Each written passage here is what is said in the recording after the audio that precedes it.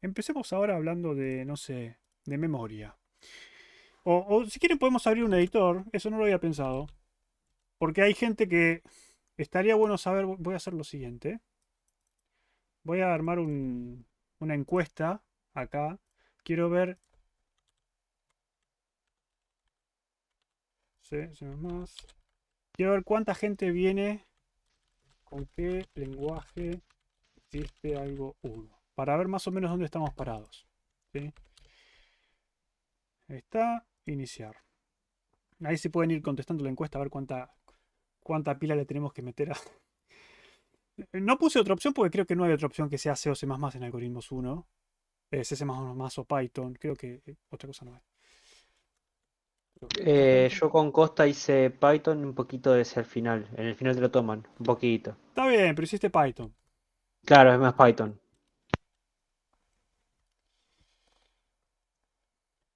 Sí, vamos viendo. Bueno, la mayoría por ahora viene en C, cosa que no me extraña.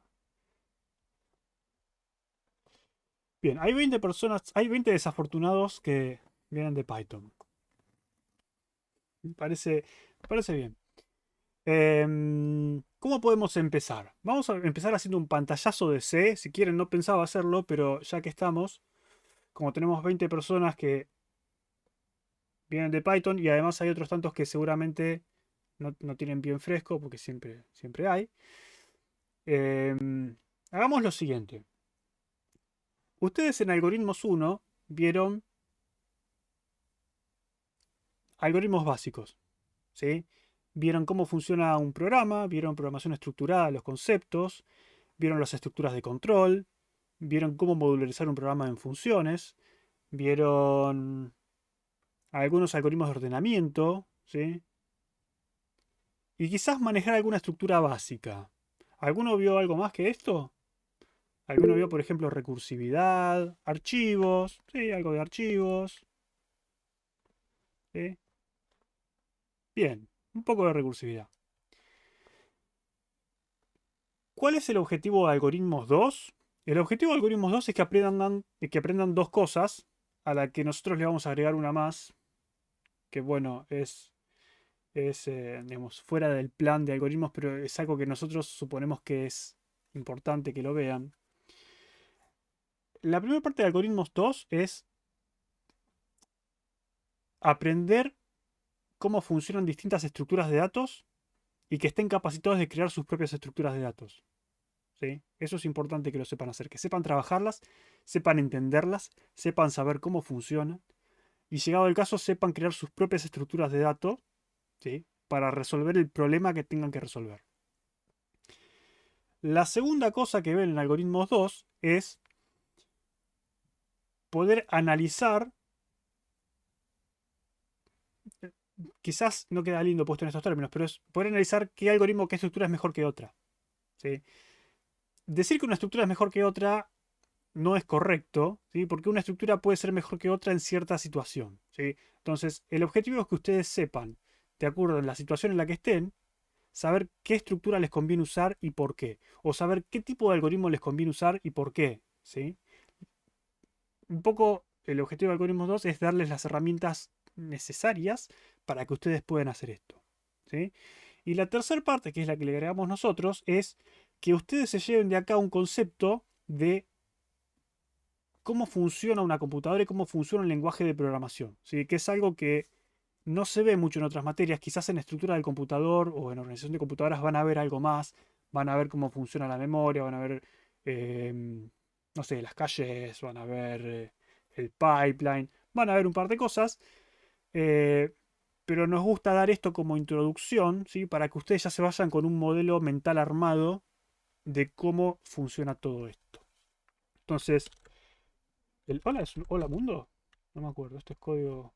No, no, ustedes no vieron nada. Vamos a hacer un hola mundo, ¿sí? Esto quizás para los que vienen de Python les va a resultar un poco confuso. Pero lo que vamos a hacer es vamos a crear un programa básico en C que lo que va a hacer es imprimir hola mundo, ¿sí? Vamos a empezar muy básico. ¿Cómo hacemos un hola mundo en C?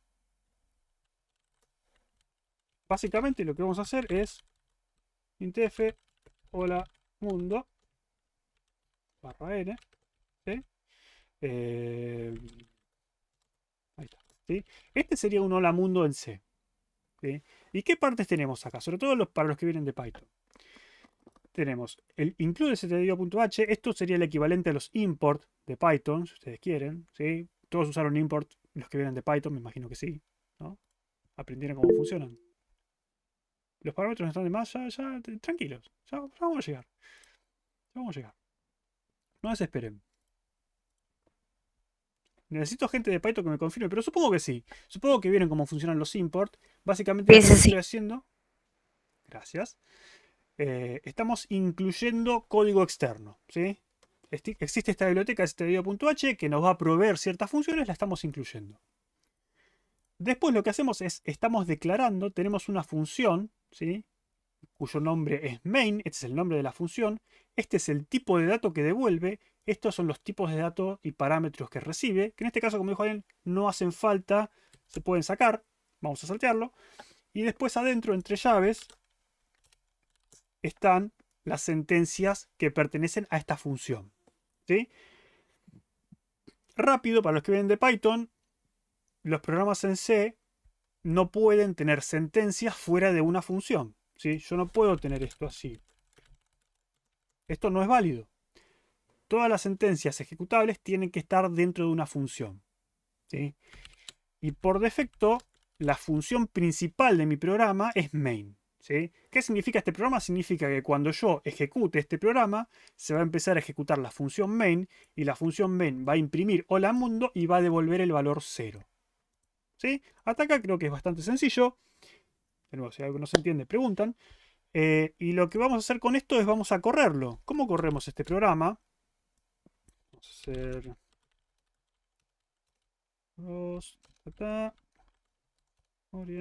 Ahí está. Vamos a abrir una consola. Ahí está. ¿Sí? Ahí yo me puse, estoy en el directorio este, ¿sí? Donde tengo mi archivito hola, holamundo.c, ¿sí? Y si yo quiero ejecutarlo, si esto fuese Python, lo que hago yo es invocar Python con el nombre del archivo, ¿sí? Hola.c. No vamos a hacer esto. ¿Y por qué no vamos a hacer esto? Porque Python es un lenguaje interpretado, pero C es un lenguaje compilado. ¿Cuál es la diferencia entre interpretado y compilado? La diferencia es que el lenguaje interpretado, de nuevo, acá hay cosas que no son tan así. Hay una cosa a la que se te van a tener que acostumbrar en esta materia y en algunas siguientes también, es que en algunas cosas les tenemos que chamullar un poco. Les tenemos que, no digo mentir, pero no contarles toda la verdad tampoco. ¿Por qué? Porque sería muy difícil contarles toda la verdad de golpe. Tienen que ir construyéndola de a poco. Entonces, Python es un lenguaje interpretado. ¿Qué significa que sea interpretado? Significa que Python, que es el intérprete, es un programa que lo que va a hacer es, va a abrir este archivo, va a ir leyendo línea por línea y va a ir ejecutando línea por línea. ¿Sí? Eso en C no pasa, eso pasa en Python. Y eso pasa en los lenguajes interpretados. No sé qué es hola.py. Es un hola mundo. Bueno, yo si hago eso con hola.py me va a imprimir hola mundo. ¿Sí? Si yo hago eso con hola.c me va a decir algo feo. Los lenguajes compilados no funcionan así. Los lenguajes compilados lo que hacen es, se les corre un compilador, ¿sí? En vez de hacer, si quieren pueden empezarlo esto como Python, ¿sí? Yo en Python pongo intérprete, nombre del archivo, el intérprete agarra ese archivo, lee línea por línea y va ejecutando en ese momento, ¿sí? El compilador no, el compilador va a agarrar el archivo, va a leer el archivo y va a generar un archivo nuevo, ¿sí? Entonces cuando compileo la mundo, me generó este archivito de salida, que es el archivo compilado. Y este archivo compilado es el que yo puedo ejecutar directamente. ¿Sí? Es un paso extra que tienen que hacer. ¿Se entiende?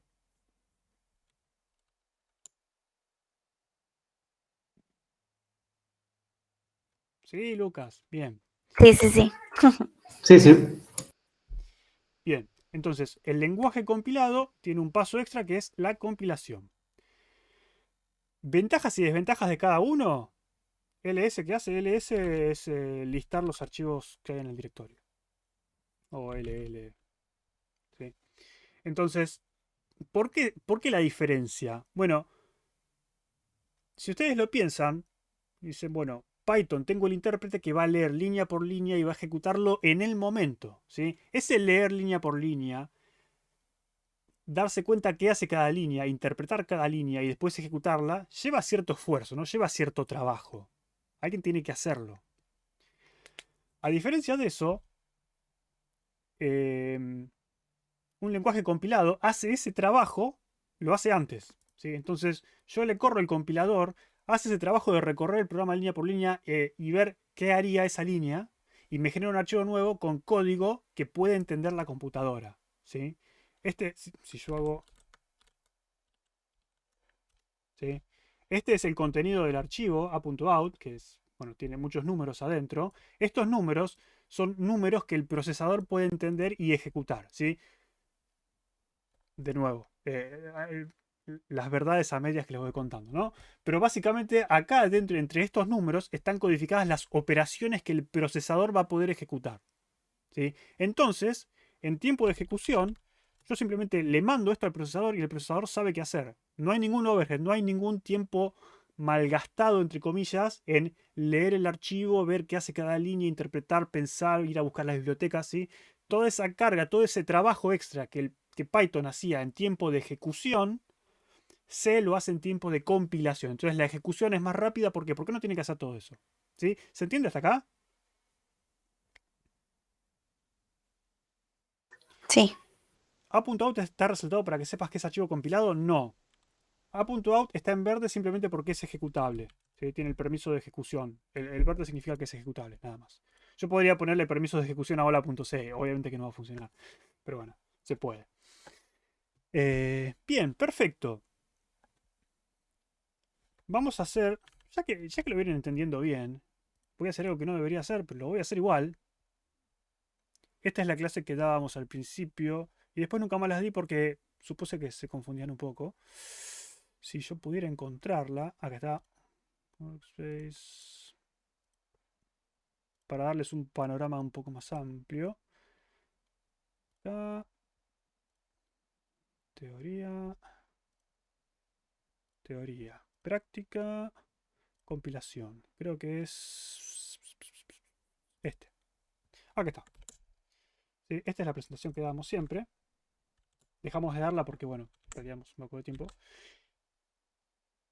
Esto, de nuevo, no lo voy a explicar en detalle. En algún lugar de YouTube hay muchísimos videos que van a explicar esto. De nuestra cátedra tienen 2 o 3 que ya de otros cuatrimestres que ya lo dimos. Pero básicamente, si ustedes saben cómo funciona una computadora, o básicamente, si alguna vez abrieron una computadora y vieron lo que hay adentro, ¿qué tienen dentro de la computadora? Tienen memoria, tienen el procesador, ¿sí? Y después tienen los dispositivos de entrada-salida. ¿Sí? Tendrán el disco, tendrán otras cosas. Pero básicamente esto es un modelo simplificado de una computadora. ¿Sí? Lo que nos interesa acá es que el procesador y la memoria están conectados entre sí y comparten información. Che, ¿por qué me están hablando de esto en Algoritmos 2? Ya vamos a llegar. No se preocupe que ya vamos a llegar. ¿Sí? Siempre se hace esa metodología. ¿De qué hablas? ¿De la compilación? Con C no te queda otra cosa, no te queda alternativa, digamos. C es un lenguaje compilado. Si C no lo compilás, no va a funcionar. El lenguaje está hecho para funcionar de esa forma. ¿Sí? De nuevo, no voy a entrar mucho en profundidad acá. Pueden ir 2 o 3 cuatrimestres atrás y van a encontrar el video de esto, de la explicación de todo esto. Pero básicamente el procesador es una maquinita que adentro tiene estas cosas que las llamamos registros. Tiene una unidad aritmético lógica, una unidad de control. Esto lo van a ver en la estructura del computador seguramente, o en organización del computador, como se llame la materia. No sé por qué hay 3 materias con nombres muy parecidos. Y va a interactuar con la memoria intercambiando datos. ¿Sí? Lo clave de acá es lo que nos interesa acá, que vamos a ver en la materia, que es memoria. ¿Sí? Cómo funciona la memoria y cómo funciona la computadora y cómo se relaciona esto con los programas compilados. ¿Sí? De nuevo, tómenlo con calma porque es algo que les va a costar mucho entender de entrada. No se frustren, o frústrense si quieren, pero tómenselo con calma. ¿Sí? En algún momento lo van a terminar de entender y les va a ayudar muchísimo a visualizar cómo funciona un programa y les va a ayudar también a escribir mejores programas. ¿Sí? Cuando ustedes entienden estas cosas de cómo funciona la memoria, no les digo que van a ser mejores programadores, que posiblemente sí, pero les va a ayudar muchísimo a entender cómo funcionan también las estructuras de datos y los movimientos de datos entre distintas estructuras. ¿Sí? Básicamente siempre hago foco en esto. Yo tengo la memoria y en la memoria voy a tener datos e instrucciones. ¿Sí? De nuevo, esto va a ser un poco abstracto, pero no se preocupen, ya vamos a ver un ejemplo puntual. Y el chiste de todo esto, ¿qué es? Es que el procesador lo que sabe hacer, como les dije antes, es interpretar numeritos. ¿Sí? El procesador no es más que un circuito electrónico que, según las señales que le llegan a entrada, ¿sí? 0 o 1, si ustedes quieren, presencia de una diferencia potencial o no, va a hacer algo. Recibe algo a la entrada y saca algo a la salida. ¿Sí? No hace más que eso. Es si quieren una tabla de verdad, ¿sí? Donde ustedes tienen una entrada y tienen una salida, una caja negra si quieren. Y las entradas las va a sacar de memoria y las salidas las va a escribir de nuevo en memoria. ¿Sí? Por eso hago foco en esto. Ya vamos a verlo con un ejemplo. El modelo conceptual que vamos a usar de la memoria RAM, de nuevo, cuando hablo de memoria, hablo de RAM, memoria RAM. Ahora vamos a ver el dibujito, yo les puse el dibujito a propósito porque después preguntan. La memoria RAM es un vector. Todos trabajaron con vectores en algoritmos 1, supongo los que vienen en Python trabajaron con listas. ¿Sí? Para los que vienen de C, la memoria RAM es como un vector muy largo de chars. ¿Sí? Para los que vienen de Python, la memoria es una lista de números. De números que solamente van de 0 a 255. ¿Sí? Eso es la memoria. Entonces, si este fuese el array, el vector, la lista, lo que sea, esta sería la posición 0, posición 1, posición 2, posición 3. ¿Sí? Eso lo llamamos dirección de memoria. Sería la posición dentro del vector de memoria. ¿Sí? De nuevo, este es el modelo conceptual de cómo funciona la memoria de la computadora. ¿Sí? En cada posición de la memoria, cada dirección de memoria, voy a tener un byte. ¿Un byte qué es? Es un número de 0 a 255. ¿Sí? Pero lo único que tengo son números. Como les dije, tiene un contenido. Estas son las celdas de memoria. No quiero repetir que no entren en pánico, pero no entren en pánico. ¿Sí? Y básicamente esta es una representación que nosotros hacemos de la memoria, como el que les mostré recién. Que esto si quieren después lo podemos ver, pero no es importante en este momento.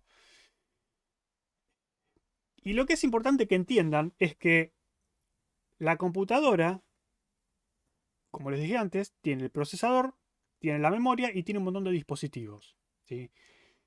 Y nosotros tenemos un montón de programas corriendo al mismo tiempo, ¿no? Muchos de ustedes tendrán abierto, no sé, el Google Chrome, el Firefox, tendrán el Discord, tendrán el Steam, tendrán Telegram Desktop, no sé qué usan ustedes, tendrán Spotify, lo que usen. Tienen un montón de programas corriendo al mismo tiempo y todos estos programas necesitan guardar su estado, ¿sí? ¿Qué estado tiene un programa? ¿Qué me sabe decir? ¿Cómo representamos el estado del programa? ¿Cómo vemos el estado de un programa? O más bien, cuando ustedes están programando, ¿cuál es el estado del programa? Quizás es una pregunta rara, sí, está formulado medio rara, pero por ahí, primer plano, ¿qué primer plano de qué?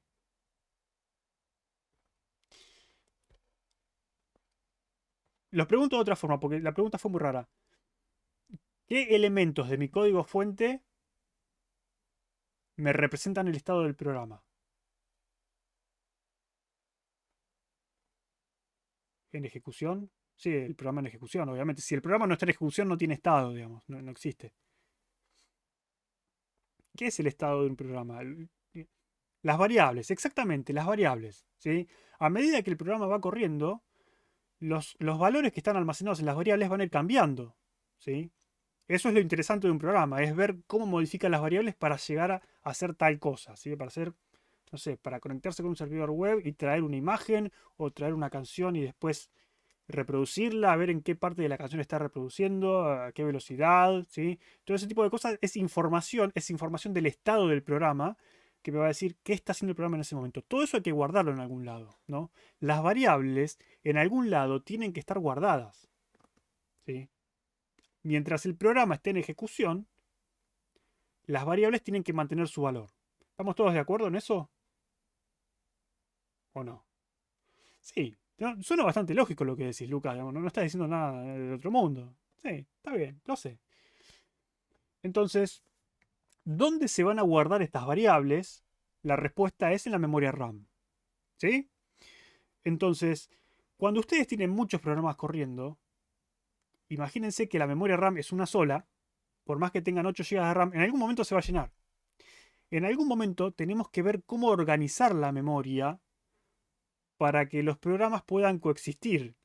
Porque si yo tengo un programa, no, me dice, yo empiezo a ejecutar, yo voy a usar todo este espacio de memoria y ya está. Y viene otro programa y quiere usar este pedacito de memoria, no va a poder. ¿Por qué? Porque este pedacito está incluido en el otro pedazo grande que usó el otro programa. ¿Sí? ¿Se entiende el problema? Es como que tenemos, ¿cómo decirlo?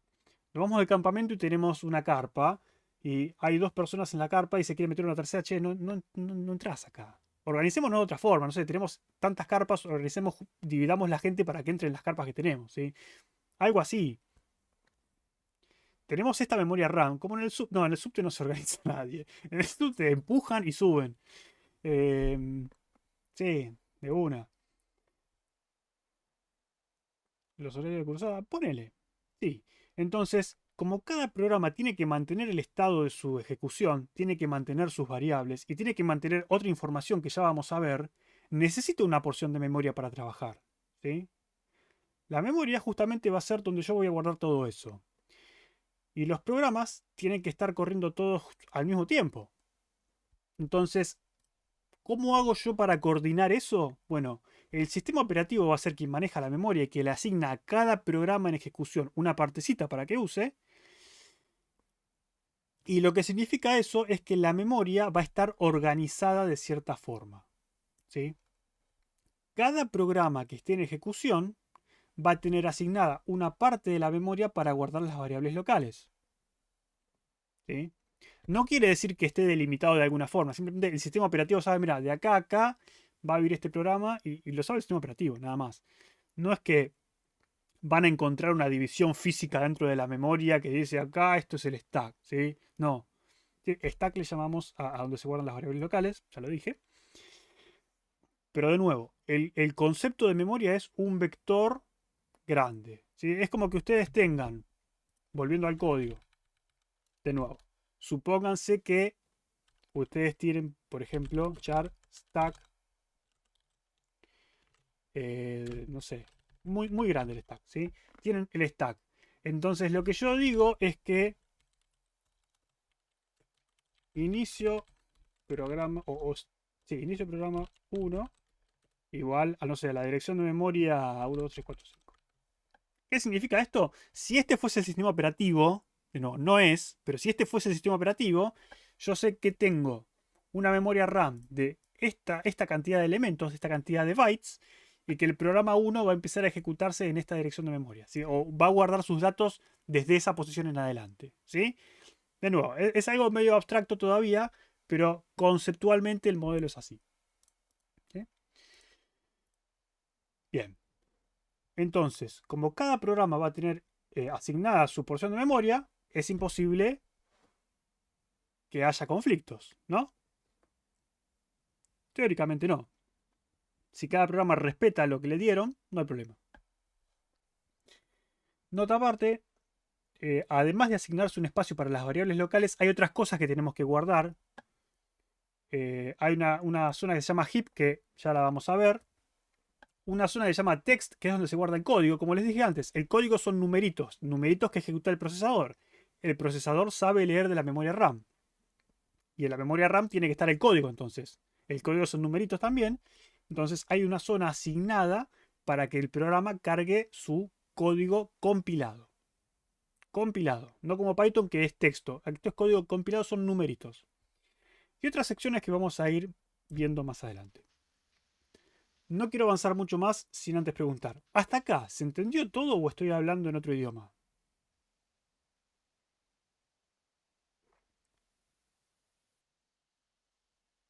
Se entendió. Seguro, ¿no? Perfecto. Perdón. Bueno, ¿podría volver a repetir esto último del texto código? Sí, creo que viene en la parte de compilación, pero viste que nosotros para ejecutar Python lo que hacemos es levantamos el intérprete de Python que lee el texto del archivo, ¿sí? Y hace algo. Sí, es un programa que vos ponele. No sé si vos venís de Python o de C, pero si tuviésemos un archivo, nosotros haríamos algo así como De C, scanf ¿eh? de C. No sé, hacemos un scanf y leemos, no sé, algo, texto, ponele, ¿sí? Leemos texto del archivo, no voy a crear las variables, pero leemos algo del archivo y yo me fijo, if texto es algo, sí me fijo, el texto es print. Bueno, si el texto es print, mostrar algo por pantalla, ¿sí? Python es un programa que hace eso conceptualmente, ¿sí? Entonces, en tiempo de ejecución va a ir interpretando qué es lo que pasa. C no hace eso. C lo que va a hacer es, va a agarrar este texto y va a decir, acá estoy llamando a printf, bueno, va a generar dos o tres numeritos que para el procesador significa llamar a esta función, ¿sí? Entonces, eso es código compilado. El código compilado son numeritos que entiende el procesador. Si el procesador tiene que leer esos numeritos para ejecutarlo, como dijimos antes, tiene que sacarlos de la memoria, ¿sí? Entonces, básicamente, las instrucciones del programa se van a guardar en memoria. ¿En qué parte de la memoria? Bueno, en esta parte que le llamamos text o código, ¿sí? Básicamente es una zona de memoria donde vamos a guardar el código ejecutable. Es eso. Como acá guardamos las variables, acá guardamos el código, ¿sí? No sé si se entendió. Más o menos. Podemos verlo con un ejemplo. Vamos Sí, a sí, verlo, sí, ya. vamos a verlo con un ejemplo más adelante. No muchos más diapositivas más adelante, pero compilación ya lo vimos. Archivo original, compilador, archivo compilado. Acá está. Entonces, si este es mi archivo main, este código es, digamos, es posta, no lo inventé. Yo tengo el archivo original que es texto, ¿sí? Es esto. Este programa, cuando yo lo compilo, me genera un archivo assembly. Este no lo vemos, se lo podemos pedir al compilador que lo genere, pero generalmente no lo vemos. Que genera esto. Estas son instrucciones que representan lo que sabe hacer el procesador, ¿sí? Entonces sabe mover valores a distintos registros. ¿Qué son registros? Como les dije antes, no vamos a entrar en detalle, pero los registros son las variables locales del procesador, ¿sí? El procesador guarda valores adentro para hacer cálculos y cosas. No sé, entonces, este código acá, cuando yo lo compilo, me genera este código assembly que representa lo que ya va a ser el procesador, ¿sí? Y esto cuando yo lo ensamble, que de nuevo, todo este paso lo hace solo el compilador, ¿sí? Esto es la compilación, me va a generar estos números. Estos números que están acá, si yo le tiro estos números que están acá al procesador, el procesador lo que va a hacer es, va a hacer esta suma y va a devolver esto, ¿sí? ¿Se entiende eso? Entonces la compilación es convertir este texto que yo puedo entender a estos números que el procesador puede entender, ¿sí? El procesador entiende este idioma. ¿Entiende eso? Sí, sí, sería como un traductor. Es un traductor. La diferencia es que el intérprete hace la traducción en el momento y el compilador hace la traducción antes, te la escribe en una hoja y ya te la da escrita. ¿Viste? Ya es más rápido, ya listo, la leo. Entonces, esto, por ejemplo, el número 55, cuando el procesador reciba el número 55, lo que significa eso es que va a hacer esta operación, ¿sí? Cuando reciba, por ejemplo, 01 de 0, va a sumar estos registros, ¿sí? De nuevo, son numeritos. Para nosotros son números que no significan nada. Para el procesador significan ciertas operaciones. Es como que yo te diga, cuando te diga 25, vos saltá. Tipo, listo, ya tenemos ese código. Vos ya sabes que te digo 25 y vos tenés que saltar, ¿sí? Por ahí viene alguien de afuera y le digo 25 y... ¿Qué es 25? ¿Sí? Entonces, este es el código que entiende este procesador. Otro procesador quizás entiende otro. Estos números, de nuevo, para que el procesador pueda leerlos y accederlos, tienen que estar guardados en alguna posición de memoria, ¿sí? El procesador va a ir a esa posición de memoria y va a ejecutar los bytes que están ahí, ¿sí? No sé si se entendió mejor ahora o se entendió peor.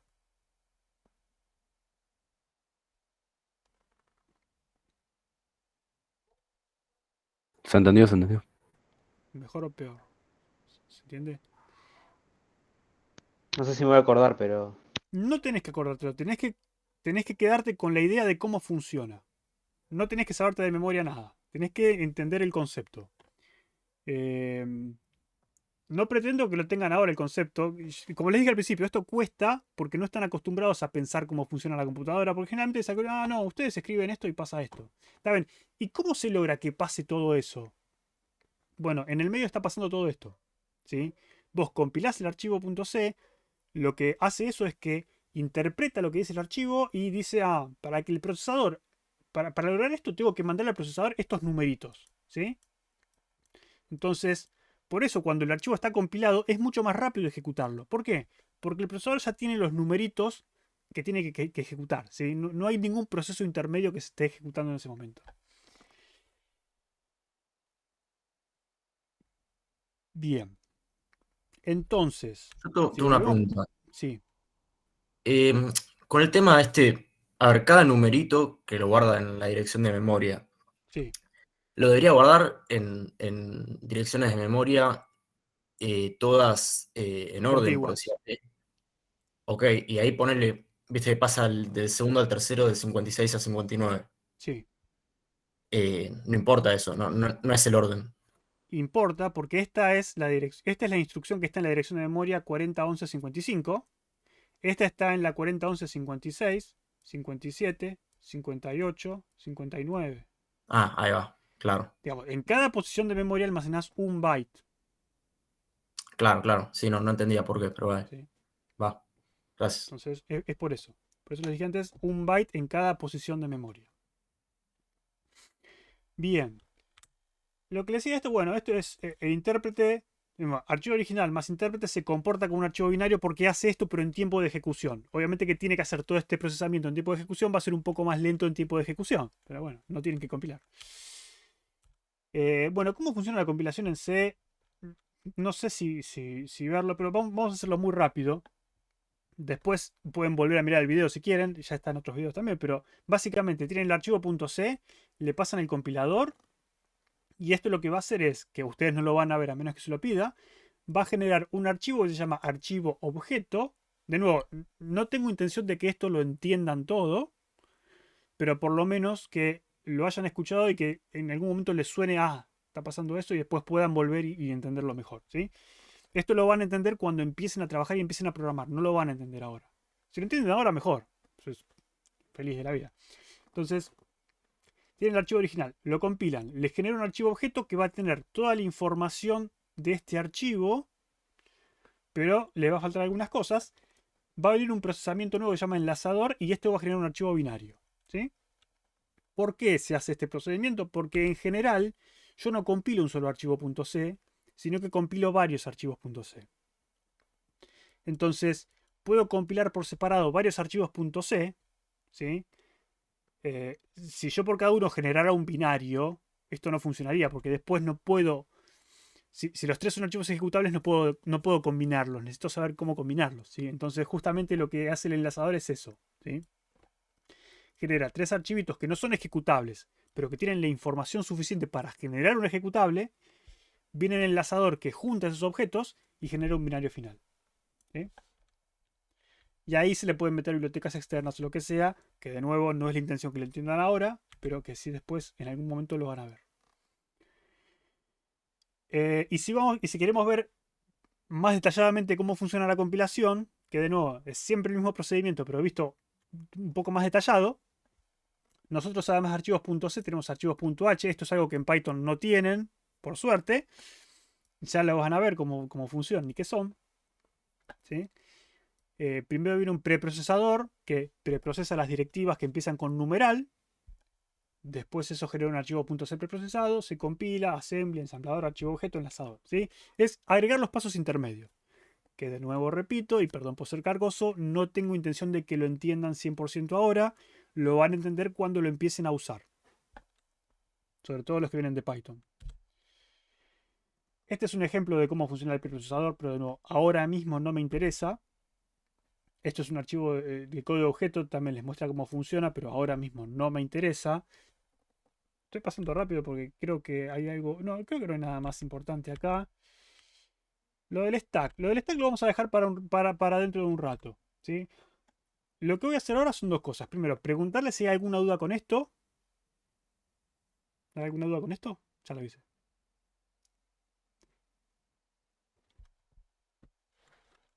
No. Excelente. Por ahora no. Bien. Lo que vamos a hacer ahora es una pausa de 10 minutos para que vayan a estirar las piernas, a juntar agua para el mate o lo que necesiten. Y después vamos a volver y vamos a hablar más de memoria, pero relacionándolo con un programa. ¿Sí? Vamos a hacer un programa, vamos a ver cómo funciona en memoria. Y a partir de ahí vamos a ir continuando, porque hay varios temas para cubrir. ¿Qué sería el ensamblador? El ensamblador es...